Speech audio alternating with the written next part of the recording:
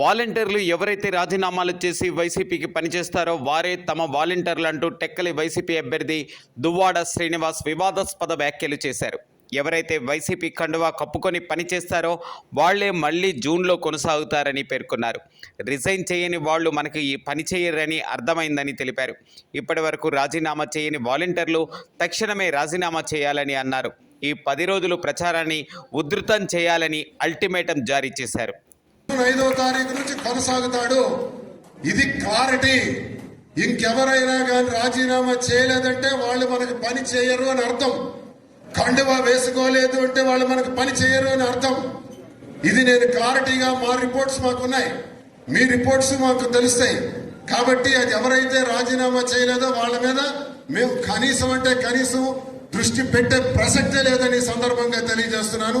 అదొకటి మెయింటైన్ చేయాలి ఇమీడియట్ గా. ఈ రోజుకే ఇంకా బ్యాలెన్స్ వాలంటీర్లు ఎవరైతే ఉన్నారో ఈ రోజే రాజీనామా చేయండి, లేదా రేపు 3వ తారీఖు నాటికి ఇంకా ఏ వాలంటీర్ అయినా కానీ రాజీనామా చేయలేదని మాకు తెలిస్తే మాకు అక్కర్లేదు వాలంటీర్, వాళ్ళతో పని కూడా లేదు. ఇంకొకటి వస్తాడు, అదే ప్లేస్ లో మరొకటి వస్తాడు, పెట్టుకోండి. ఈ 10 రోజులు పని చేయమనండి. ఈ 10 రోజులు ఎవరైతే పని చేస్తాడో అతనే మన వాలంటీర్, అతనికే పెడతాం. ఇది మీకు స్పష్టంగా తెలియజేస్తున్నాను. మీరు ప్రతి గడపకు కూడా వెళ్ళి ప్రచారాన్ని ఉధృతం చేయాలని కోరుతున్నాను.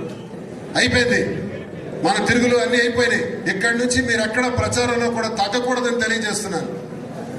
పోలింగ్ నాడు కూడా మళ్ళీ మనం సమావేశం ఇంత విస్తృతంగా పెట్టుకోవడానికి అవకాశం ఉండకపోవచ్చు.